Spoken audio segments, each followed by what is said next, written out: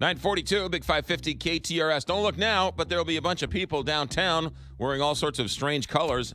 That's the Arch Madness, the Missouri Valley Tournament, the 27th year it is being held in St. Louis. The first year you'll hear all the action on the Big 550 KTRS. And the man behind the legend, Doug Elgin, joins us. He's commissioner of the Missouri Valley. Good morning, Doug. Hey, good morning, McGraw. You're way too kind. I'm way behind the lead staff that's running this tournament. You're right. I am actually way too kind. Good point. Let's get to somebody who knows what's going on around here. 27 years. It's interesting that it not only the conference tournament has been able to survive here, but actually thrive here in St. Louis. Yeah, I think that's due mainly to the great players who've competed here. If you look over time at the names that have come through St. Louis with this tournament, it's really pretty impressive. We've had NBA players, we've had great college players. That continues, continues today, and I think fans will see a really good group of young men playing and competing at Scottrade this weekend. It used to be years ago they had the major conferences and then the mid-majors, right? But now it seems like parity's all around. You got Gonzaga doing, stuff at number one. You've got Wichita State in your conference. These, what used to be mid-major conferences, are now major basketball programs. They really are. And you look at what Greg Marshall has accomplished since 2010 with the Shockers. He's won at least 25 games each season. Won the 2011 NIT, was in the 2013 Final Four, the first Valley team to go to a Final Four since Larry Bird and Indiana State ran in 1979.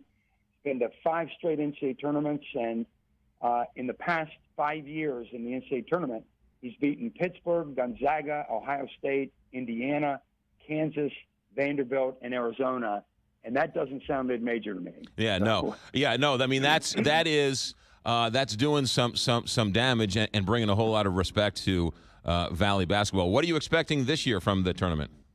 Well, we come into the weekend with 2 teams tied at 17-1 in the league play. Illinois State actually is the number 1 seed by virtue of the fact that they win a tiebreaker with a small RPI ranking lead over Wichita State. They're coached by Dan Muller, who played in the tournament back in the late 1990s under Kevin Stallings when he was at Illinois State. He's now the head coach at Illinois State. Those two are thought to be likely to make it all the way to Sunday for the title showdown. However, stuff happens here in St. Louis. We often see upsets, and it'll be closely contested all the way through this event. How much, when you talk about at-large bids, because I know they're, depending on who wins and at-large bids and all that, how much, because you've sat in that room and sort of picked the NCAA tournament brackets, how much weight is given to these conference championship tournaments? Well, a lot. I think that for any of them, even the high majors, the Big Ten, SEC, ACC, and so on, I think the most important thing is the overall resume, start to finish, who you've played in non-conference, where you've played them, your wins and losses. Obviously, top 50 records are important, how you play against the top 50, because that is largely the AQ and the at-large pool. So how did you fare against teams that are likely to be in the tournament? And I think when you look at Illinois State and Wichita State, they both understand that they need to get off to a good start, win their first-round game, maybe their second to make it to Sunday. In my opinion, I think both are in, but I don't think you want to take that step of losing to a lower seed in this tournament. And winning a tournament, you talk about upsets. It's hard for anybody to play 3 games in a row. I mean, these are college kids. They got schools, they got finals, they're traveling, they got friends and family and everything else. I mean, that's a tough 3 days for them. It really is. It's back to back to back, and as you know, you don't have much time to prepare for that next opponent. This is essentially a business trip for these teams.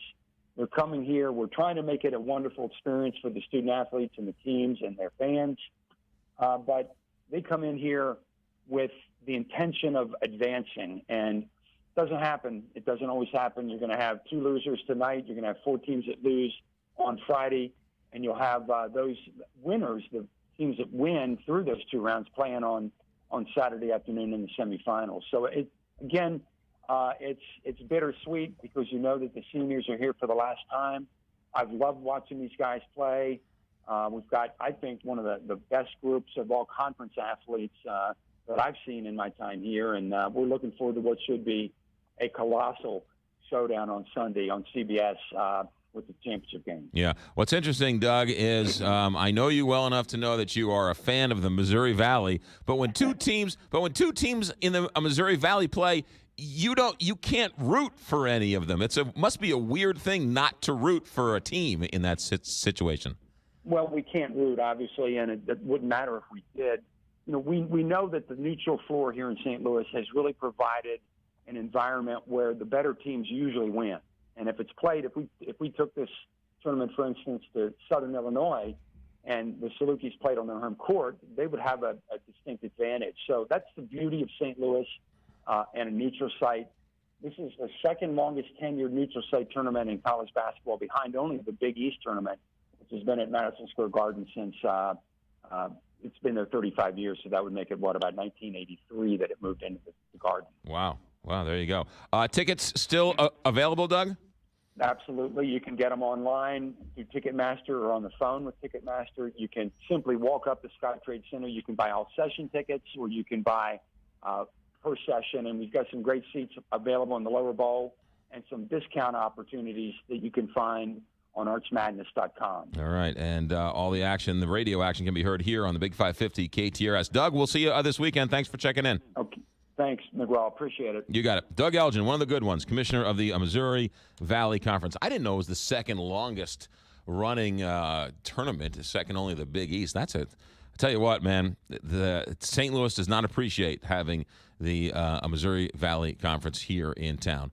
You should show up. You get, tickets, you go. But I mean, just in terms of what type of prestige and how big of a deal Doug Elgin really is on the scene, because he is one of the most well-respected in college athletics in the country, and he's right here in St. Louis. It's a nice feather in our cap, and he's a good man. 9:50.